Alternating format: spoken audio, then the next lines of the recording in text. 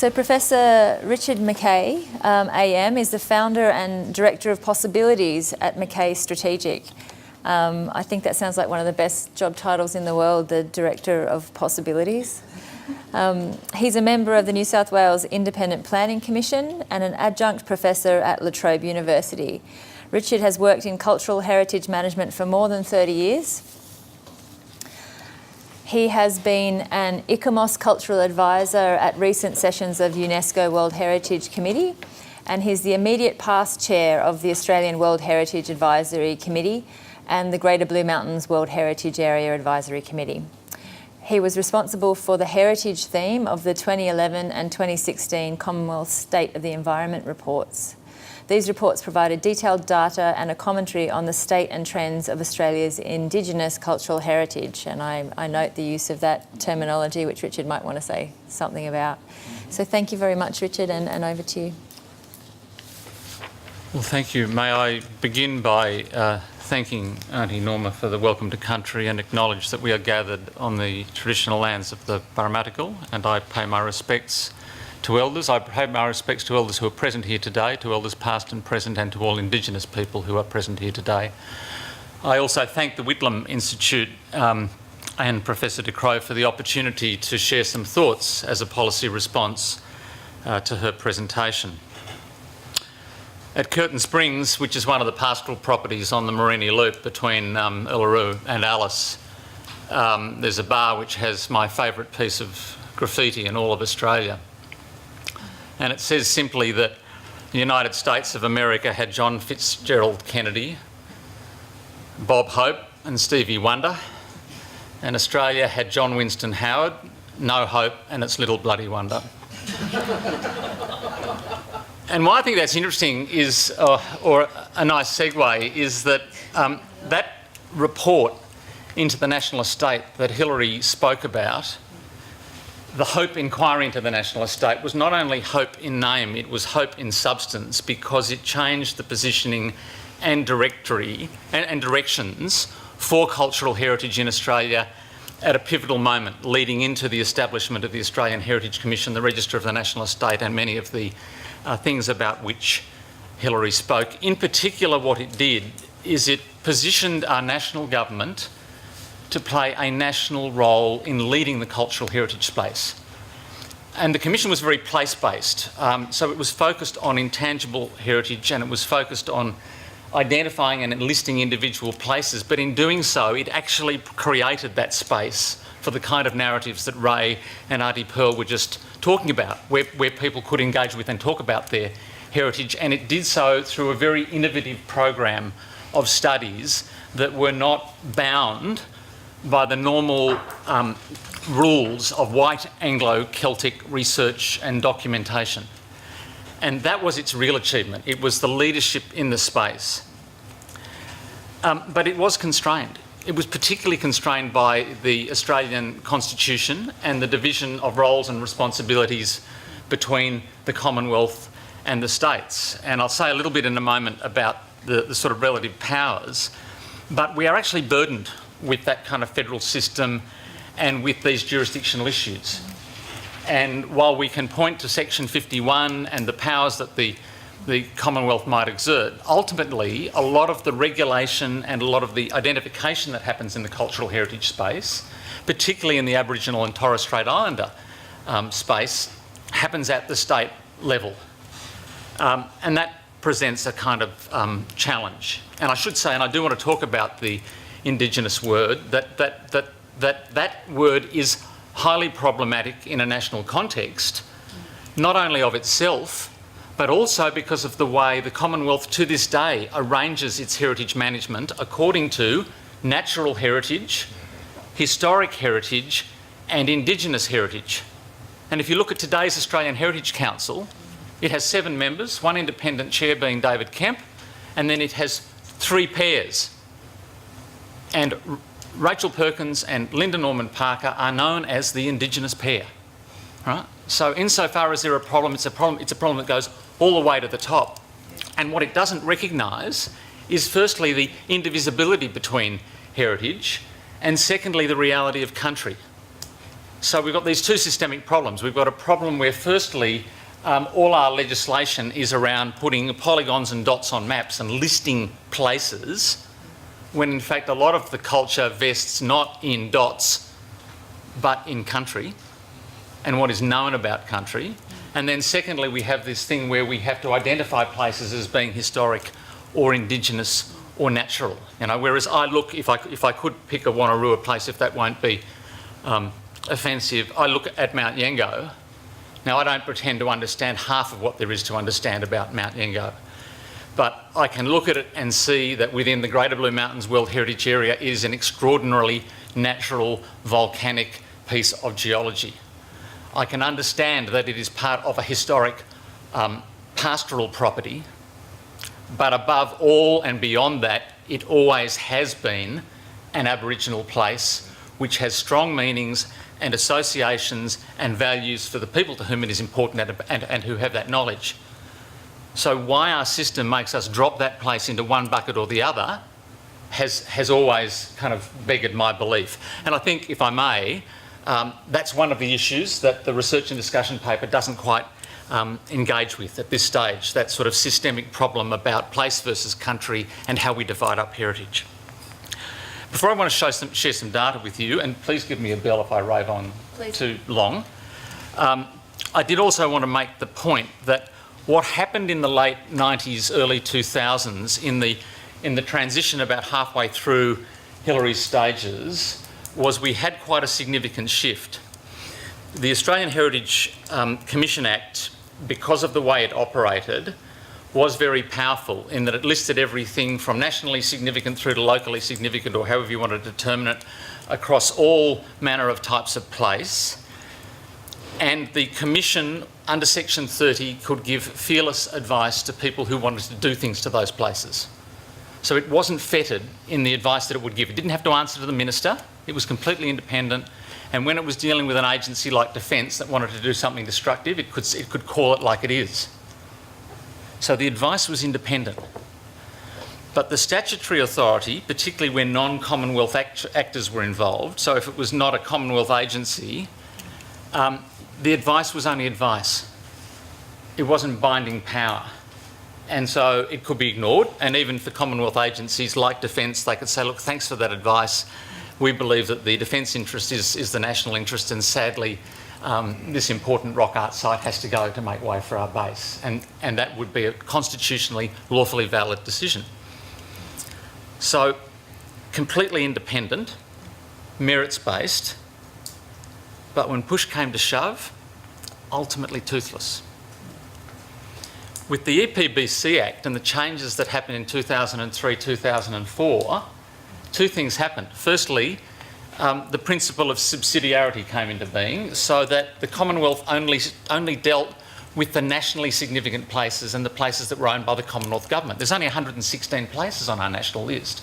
Some of them are very big, you know, Kakadu, Greater Blue Mountains, they're quite large, but even so, it's only 116 places. But the big difference is that when an action is controlled, in other words, when the Commonwealth Government says that for heritage reasons we will make this a controlled action, the Federal Minister for the Environment is the deciding authority. It doesn't matter what the Department of Defence says, it's ultimately Environment that carries the control. And that's incredibly powerful, and we could talk all day about this, but where it's most powerful is that Defence, and I keep using them as an example because they actually own more listed heritage places than any other agency in Australia. Defence will turn cartwheels to modify proposals and move developments in order to not have a controlled activity, because culturally what they hate is when those bastards over in Environment get to make the decisions. Right? And therefore, paradoxically, while it does less, the new regime, and I accept everything that sort of Hilary said in the seminar, but paradoxically the new regime is actually more powerful. It's got more teeth when push comes to shove. So it doesn't achieve perhaps as much with as many places, but when it bites, it really bites. Could I just show you a little bit of data? I'm rather fond of data through my State of Environment role. I just put this up. I'm not going to say a lot about it, but just to give some context to some of the things that Hilary was speaking about. Just to sort of talk about information before we get into the specifics of cultural heritage. The State of Environment report does actually engage with the whole impact of climate change, including climate change impacts on heritage across 2016 and 2011. And for those of you who've been listening to Mr. Abbott in the popular press, telling us that climate change is not happening and not to worry, this is a graph showing actual to here and projected Commonwealth Government expenditure on climate change across all agencies and all programs across the period between 2012 and 2021. So that is the statistical reality in the report tabled in the Federal Parliament about what we are actually doing in the climate change space. I'll skip over that. Hilary made reference to Indigenous protected areas, and there is absolutely no doubt that there has been a massive improvement with the establishment of IPAs and the appointment of Indigenous rangers. So we've gone from, when I did the SOE report in 2011, it was the yellow areas, now it's the yellow plus the green, and it is 40% of our national reserve system, but there's not a lot where we are. Yeah, there isn't, is it? All right? I mean, and again, we could talk all day about cultural differences north to south, and particularly southeast to northwest, but there is actually a disparity, and there's not a good sort of policy position to deal with that disparity, so that, you know, those of you who come from this part of the world actually have a different framework and a different deal, if you like, from those who come from areas where IPAs are available as a widespread tool. So, Richard, there's nothing in Tasmania, for example? No IPA in Tasmania? Oh, there might, well, if There's they are, a they're couple. small. No, they're very small. Yeah. There are some. Yeah. And just combined with that, this is actually a map of the reserve lands and who Yeah. manages them, and the grey bits, so this is 2014-28, are the ones under Indigenous management. So it's, I mean, it's a very good story at a national level, but it's a story that is concentrated to the north and northwest. This one is the process for listing on the National Heritage List. Aboriginal Torres Strait Islander places are underrepresented, and the resourcing that is going into the current work for the National Heritage List, even though it deals with more complicated places, means that it will never be representative in any of our lifetimes. It looks kind of like a slippery slide. And it's, again, these are the actual numbers. No matter what the politicians say, the reality is that the resourcing levels for this national list that is supposed to be the pinnacle of our cultural heritage management is actually declining. Those of you who want to, if you Google SOE 2016 Heritage, you can go online and you can actually have a look at the data for what's happening in terms of changes to Indigenous, sorry, there I go using the word, Aboriginal Torres Strait Islander heritage agencies. I mean, they're called Indigenous site registers at the national level, so I'm using the same terminology, for which I apologise to those who find that inappropriate. There are a whole lot of issues. The point I would make is that people, and there are a whole lot of gaps in the data as well. I'm just skipping over these. I preloaded them not knowing what I would want to talk about, but I did also want to talk about the grants programs. And they also, under the current Commonwealth regime, look a little bit like a slippery slide, with programs being reduced. And part of that was a court case called Williams versus the Commonwealth, which was all about chaplains, that said that the Commonwealth couldn't actually provide grants in the same areas that it had been for decades. And finally, and I will stop with this one, I'll leave this one up, this is the ATSIPA Act that has been mentioned a number of times this afternoon, which is meant to be the last resort. It provides for making of 3 different orders: orders that can stop work, orders that can provide protection to objects, and orders that can provide long-term protection to places or areas. And those coloured histograms on the screen show the valid applications which have been made between 2010 and 2016. So these are not frivolous, these are actually substantive, proper applications made with due merits, and the number of orders that have been made is 0. In other words, one of the key pieces of legislation that's designed to operate in this space at the national level is completely dysfunctional, and it has been under review now for well over a decade, but it never gets to the top of the parliamentary priority. So I will, if I may make a few quick comments on the implications of all of this in the light of Hilary's research. And the first of those is that the role for the federal government needs to be a leadership role in this space. I think that to dream of going back to the halcyon days of the Australian Heritage Commission in the late 1980s is a pipe dream, and that through the COAG process there has been a lot of work done on roles and responsibilities and devolution so that matters are dealt with at the appropriate level of government. The concept which came out of the 1998 National Heritage Convention is actually quite a good concept, because it could provide empowerment and authority to local communities to care for their important places. Where it breaks down is that all that's happened is we've established this headline heritage list, haven't resourced it adequately, and we have not done the capacity building that is necessary. We have not allocated the resources that are needed at the local level. And that cuts in all sorts of ways. It cuts in terms of funding for local programs or studies, for support groups, for engaging with young people in training programs so that heritage can be managed locally and at an appropriate level.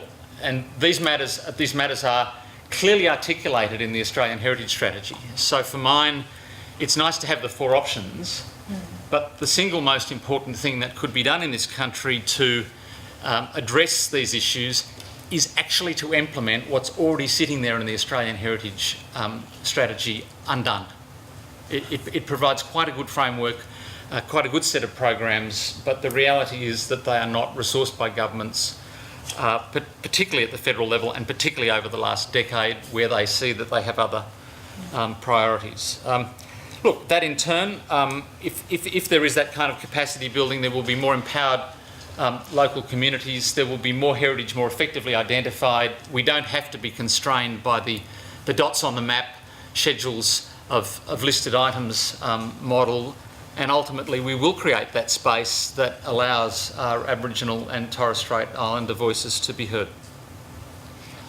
Wow, thank you, Richard. That was an awful lot in a short presentation. Everyone, let's thank Richard for his contribution.